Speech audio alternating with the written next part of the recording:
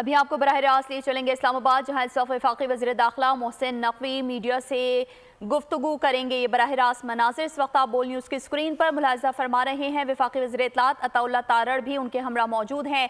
वफाकी वज़ीर दाखिला मोहसिन नकवी मीडिया से गुफ्तगू करेंगे। इससे कबल भी उन्होंने मीडिया से गुफ्तगू की थी और कहा कि PTI को कंट्रोल करने वाला खुफिया हाथ सब पर भारी है। इस खुफिया हाथ का एजेंडा पाकिस्तान नहीं कुछ और है। वफाकी वज़ीर दाखिला मोहसिन नकवी ने बड़ा इंकशाफ किया था, कहा कि PTI लीडरशिप ये तमाशा नहीं चाहती, लेकिन असल फसाद की जड़ खुफिया हाथ है। गुज़िश्ता रात हमसे PTI ने संजानी जाने पर इत्तेफाक किया। मेरा ख्याल है कि मेरे से ज़्यादा आप लोग ज़्यादा बेहतर जानते हैं कि किस तरह के लोग आए, और जो मैं आपको 2 दिन से मिनिस्टर साहब 2 दिन से कह रहे थे कि किस तरह के लोग आ रहे हैं, किस तरह की कार्रवाई कर रहे हैं, आप लोगों ने खुद आंखों से देखी है। कोई बताने की मुझे ज़रूरत नहीं है, आप लोगों ने बताना है कि किस तरह के लोग आए हैं, किस हुलिये के किस तरीके से वो पुरअमन जिसको कहते हैं एहतजाज करने के लिए आए थे, वो आपने सारा देखा है। अब फिर मैं वही कहूँगा 2 बातें कि उनकी कोशिश एक थी कि वो किसी न किसी तरीके से डेड बॉडीज़ लें। प्राइम मिनिस्टर की मीटिंग हुई, मिनिस्टर साहब साथ थे।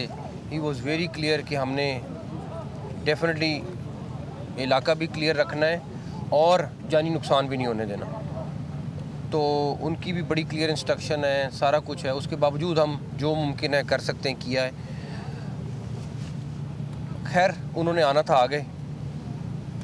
एक चीज़ उनको क्लियर हो जाए कि ना तो उनके इस आने से कोई मुज़ाकरात का सिलसिला शुरू होगा, ना उनसे किसी किस्म के मुज़ाकरात होंगे। उन्होंने आके देखना था, देख लिया। अब अगर वो ये तवक्को करें कि उनके साथ मुज़ाकरात होने, वो कोई सूरत नहीं है। ये आज अभी PM की मीटिंग हुई है, उसमें बड़ा क्लियर कट PM का डिसीजन है, गवर्नमेंट का डिसीजन है कि कोई मुज़ाकरात इनसे नहीं होंगे, कोई ये धरने वालों से मुज़ाकरात नहीं होंगे।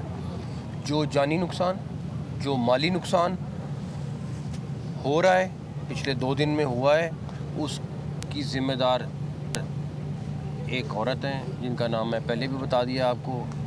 वो होली सोली ज़िम्मेदार है, ठीक है। इस सारी की सारी फसाद के पीछे वो औरत है, और जो मुमकिन हुआ हम उसके ऊपर भी काम करेंगे। वो मिनिस्टर साहब आपको बाकी डिटेल बताएंगे कि उन्होंने क्या क्या किया, क्या सारा कुछ किया। मिनिस्टर साहब आपको बहुत शुक्रिया जी। मैं सबसे पहले तो आपको बताता चलूँ कि वज़ीर दाखिला पिछले 2 दिनों से फायरिंग के दरमियान, शेलिंग के दरमियान फ्रंट से लीड करते रहे, मौके पे मौजूद रहे हैं। तो ये बड़ी बहादुरी की बात होती है कि आप मौके पे खड़े रहें, अपनी फ़ोर्स का मोराल भी बढ़ाते रहें, जवानों को जो है वो मोटिवेट भी करते रहें कि यहाँ पे एक हमारे दोस्त मुल्क के सरबराह आए हुए हैं, यहाँ से चंद 100 मीटर की दूरी के ऊपर।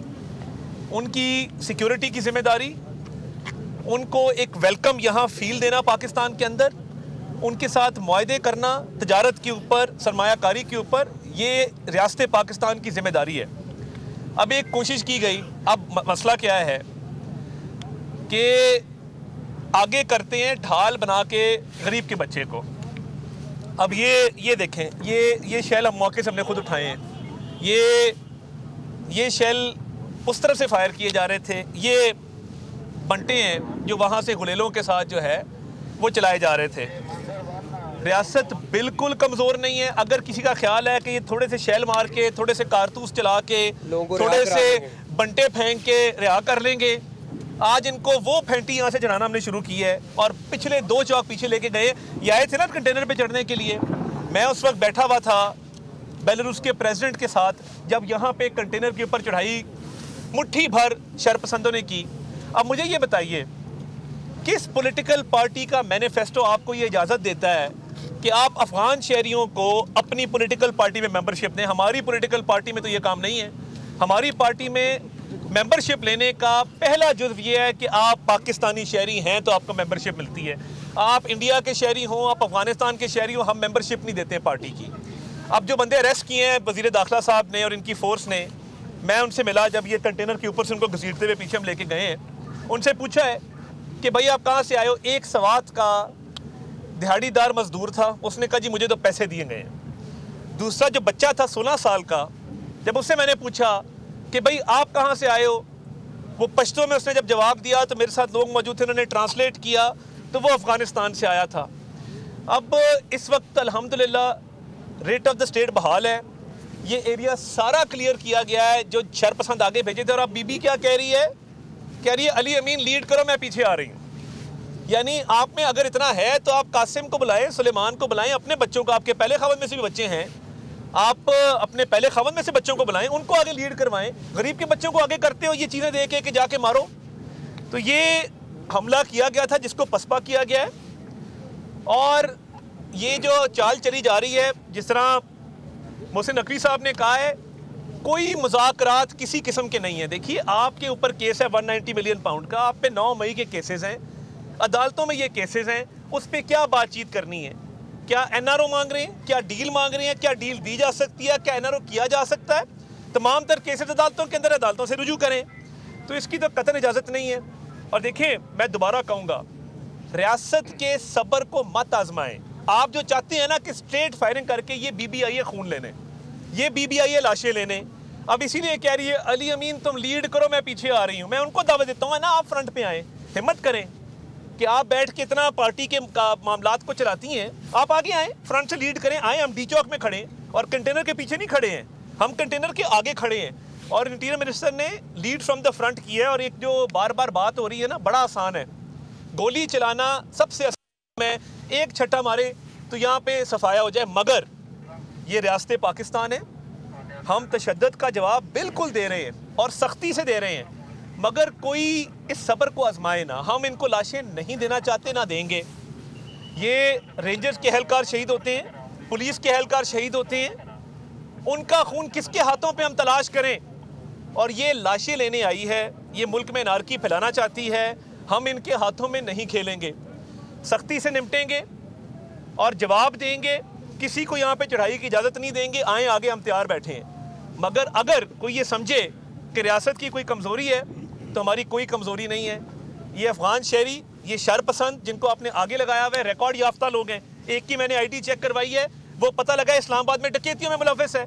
इस्लामाबाद के जितने डकैत हैं, इस्लामाबाद के जितने रिकॉर्ड याफ्ता वारदाती हैं, जो F10 में, F11 में, G10 में वारदातें करते हैं, उन सारों ने इस धरने का शेल्टर इस वक्त लिया हुआ है। मैं आपको वसूख से कह सकता हूँ, मेरे पास एविडेंस मौजूद है। मैं टाइम आने पे हम आगे लेके आएंगे। मगर वारदातियों को, टेररिस्ट को, अफगान शहरियों को शेल्टर देना और पॉलिटिकल प्रोटेस्ट की, और मैं इंटरनेशनल मीडिया को भी आज ये कहना चाहता हूँ, please, you are trying to portray as if the government is coming down hard on peaceful protesters. This is not a peaceful protest. I have in my hand shells of tear gas. I have in my hand marbles which are being pelted upon the police personnel and the rangers. I would like to request you that this is a political rhetoric which they are playing upon. Please do not fall prey to this rhetoric, because they are violent protesters. They want to destroy the peace of Islamabad. They want to sabotage a foreign visit from the president of Belarus, which is taking place at this point in time. We had offered them to go elsewhere. They can go into their own province and stage this protest, but they are hell-bent that they want to disturb peace on the Constitution Avenue, which will not be allowed. The Interior Minister had offered to hold this protest at Sangjani. It would have been a peaceful protest. We would have provided security. We would have made the arrangements for this peaceful protest. But why is it that they are insistent on holding this protest at D Chowk? Because they want to destroy the peace of Pakistan. They want to vandalize public and private property and cause damage to life and property of private citizens. And they have amongst them Afghan citizens, terrorists, dacoits, robbers, all kind of people who are wanted by the law enforcement agencies have joined their protest. तो ये परअमन protest नहीं है। और जो लोग समझते हैं कि इतना आसान है कि यहाँ पे लाशें गिरा दें, लाशें नहीं गिराई जाएंगी, मगर सख्ती से निमट रहे हैं। दोबारा आके दिखाएं, हम खड़े हैं, भरपूर जवाब देंगे और किसी को कॉन्स्टिट्यूशन एवेन्यू का रुख नहीं करने देंगे। सर ये बताइएगा कि पाकिस्तान तहरीके इंसाफ जो है वो चिड़िया पर भी नहीं मार सकेगी। इस्लामाबाद में बड़े बड़े कंटेनर, बड़े बड़े खड्डे खोद कर मट्टी फैलाएगी, उसके बावजूद पहुँच के सफर सर सुन नहीं, पहले आपको मैं करेक्ट कर दूँ, हमने कोई खुदाई नहीं की इस दफ़ा। कोई एक खड्डा दिखा दें जहाँ पे इस्लामाबाद में हुआ हो के रोकने के लिए खड्डा, तो पहली बात तो ये क्लियर। ठीक है सर, जो मट्टी पड़ी हुई है सर ब्लू एरिया के पास सारी कंटेनर। दूसरा सर, ये सफ़र कर रहे हैं इस्लामाबाद के सेक्टर G6 के लोग, पोली क्लिनिक में जो लोग एडमिट हैं वो सफ़र कर रहे हैं, F6 के लोग सफ़र कर रहे हैं। कब तक ये मेला लगा रहेगा, इस हवाले से बता दें, शहरी ये जानना चाहते हैं। पहली बात ये कि मैं आई थिंक पिछले एक हफ़्ते से मिनिस्टर साहब पिछले एक हफ़्ते से हम खुद कह रहे हैं हम नहीं इस्लामाबाद के शहरियों को तंग करना चाहते। इतने सारी चीज़ के बावजूद आज भी मोबाइल सर्विस चल रही है। जो इस्लामाबाद के रास्ते पिछली दफ़ा ब्लॉक हुए थे वो वाले उस तरह रास्ते ब्लॉक नहीं हुए। सारी चीज़ के बावजूद हम जहाँ तक हो सकता है रिलीफ देने की कोशिश कर रहे हैं, लेकिन आपके सामने मजबूरी है। उनके हाथ में वेपन्स हैं, उनके हाथ में हुलेले हैं, उनके हाथ में हर तरह की चीज़ है। और जो मिनिस्टर साहब ने भी कहा, ये बात कोई ऐसी बात नहीं है कि हम सिर्फ सियासी तौर पे कहना चाह रहे हैं कि जी ये लाशें देखना चाहते हैं। प्रैक्टिकली मैं आपको बता रहा हूँ, मैंने 2 दिन में जो विटनेस किया है, हर चीज़ से मुकरते हैं, हर चीज़ से लेफ़्ट राइट होते हैं। उनकी जो इंटेंशन है मैं आपको बता नहीं सकता, बट वक्त आने पे आपने खुद देख लिया। आज आए थोड़ी देर के लिए, आपने देखा किस तरीके से आए, क्या किया सारा कुछ। तो ये बात नहीं है कि हम इस्लामाबाद के शहरियों के लिए एहसास नहीं है, हमें एहसास है। हम जितनी मुमकिन हो सकता है उनको फैसिलिटी देने की कोशिश करें, लेकिन क्या करें। एक मैं ऐड कर दूं, जो बंदे गिरफ्तार किए गए हैं उस पे इंटीरियर मिनिस्टर साहब के हुक्म पे पर्चे दर्ज हो गए हैं। और देखें, ये अब बेल नहीं होगी। जो बंदे हमने यहाँ गिरफ्तार किए हैं, डी चौक से गिरफ्तार किए हैं, और जो मजीद भी आएगा, हमने वादा किया था गिरफ्तारियों को, गिरफ्तार हुए, मगर अफगान शहरी के ऊपर हम एडिशनल जो है वो बाकायदा दफात लगा रहे हैं ताकि आइंदा कोई गैर मुल्की जो है वो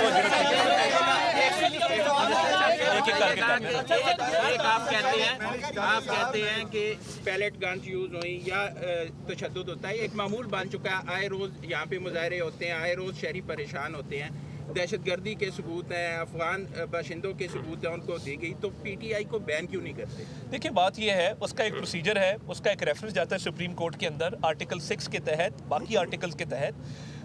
वो प्रोसीजर जब वक्त आएगा, कोई फैसला होगा, उसको फॉलो कर लिया जाएगा। मगर देखिए, हमारी कोशिश क्या थी कि एक प्रोविंशियल गवर्नमेंट है, कुरम के अंदर 50 लाशें पड़ी हैं।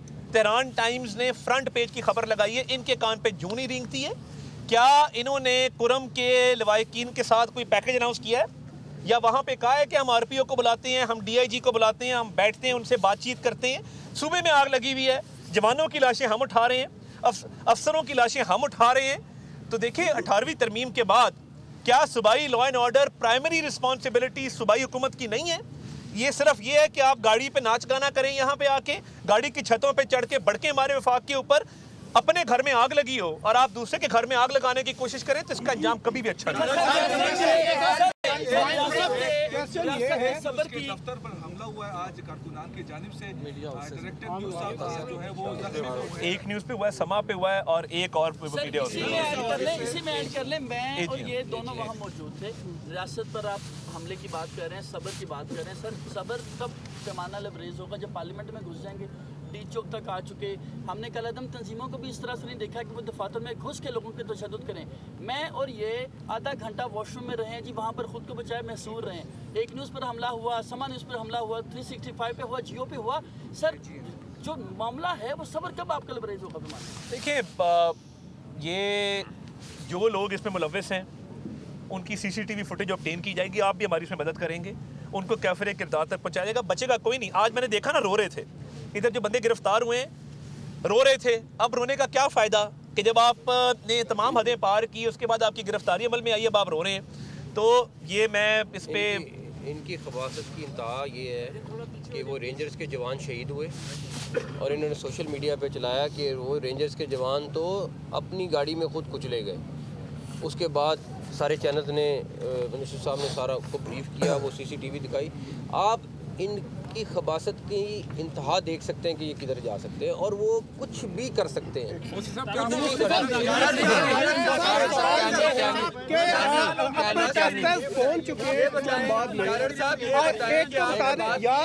आपने बात की है कि गरीबों के बच्चों को इन्होंने ढाल बनाया होता है, आगे होते हैं। तो ये बता दें, 2 मिनिस्टर यहाँ पर मौजूद हैं, कि क्या यहाँ से बुशरा बीबी और अली मीन गंडापुर को भी आप लोग अरेस्ट कर सकते हैं? देखें, ये जो गिरफ्तारी होती है ना, ये इस चीज़ की पाबंद नहीं होती कि वो कौन है आगे। जो गैर कानूनी काम करेगा वो चाहे जो भी हो, जो कानून को हाथ में लेगा उसकी गिरफ्तारी बिल्कुल अमल में आएगी। पहले दिन से इंटीरियर मिनिस्टर ने कहा है कि जो डी चौक आएगा गिरफ्तार होगा। करने से लाशें गिरेंगी, क्या आप इस अमल की तरफ जाएंगे? बिल्कुल भी नहीं, बिल्कुल नहीं जाएंगे। कोई मुज़ाकरात नहीं, कोई मुज़ाकरात मुज़ाकरात पुरअमन लोगों के साथ होते हैं, पाकिस्तानी शहरियों के साथ होते हैं, इन अगवानों के साथ और इन इंतहा पसंदों के साथ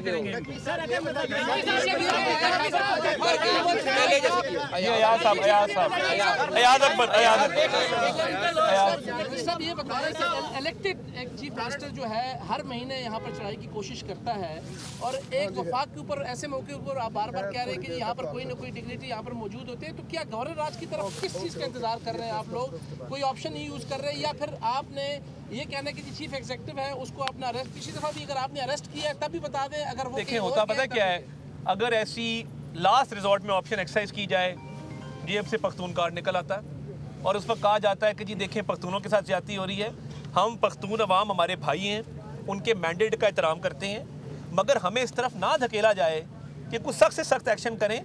तो मैं समझता हूँ कि ये होश के नाखून लेने चाहिए। अली अमीन अभी भी मुझे लगता है कि वो बुशरा बीबी के झांसे में नहीं आ रहा, वो कह रही है आगे लगो, मैं पीछे से आती हूँ तुम आगे लगो, तो उसको भी पता है आगे लगने का क्या मतलब होता है। अब आपस में आग मचोली चल रही है। ये बताएं कि प्रोटेस्टर्स यहाँ पे आ चुके हैं, मोटरवेज कब खुल रही है?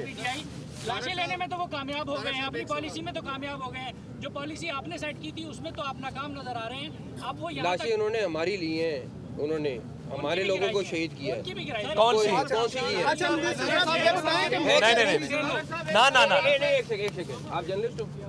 ठीक है, मुझे 6 नाम ला के दो। मैं भी नहीं एक सेकंड यार, एक सेकंड यार, भाई एक सेकंड यार, टॉक शो तो नहीं है ना यार, जवाब ले लो। अरे भाई जवाब ले लो। मैं कह रहा हूँ अगर वो कह रहे हैं 6 लोग मारे गए, मुझे 6 लोगों के नाम खालिद साहब। Thank you. प्रोटेस्टर्स यहाँ पर आ चुके हैं, अब मोटरवेज कब खुलेंगी और बुशरा बीबी पर टेक्सला में मुकदमा है, क्या उनको गिरफ्तार किया जाएगा यहाँ पर? आगे देखें क्या होता है। थैंक यू जी, बहुत शुक्रिया। इस्लामाबाद में वफाकी वज़ीर दाखिला मोहसिन नकवी मीडिया से गुफ्तगू कर रहे थे। कहा कि आप सब ने देख लिया कि किस तरह के लोग यहाँ एहतजाज में आए थे। इनका एक ही मकसद था कि डेड बॉडीज़ मिले। इनके साथ मुज़ाकरात नहीं हो रहे, धरने वालों से किसी भी किस्म के मुज़ाकरात नहीं होंगे। इनकी पूरी कोशिश थी कि लाशें गिरें। वज़ीर आज़म से ये बात इजलास में तय हो चुकी है कि इनसे मुज़ाकरात नहीं होंगे। सब्सक्राइब करें और बेल दबाएं ताकि कोई खबर रह न जाए।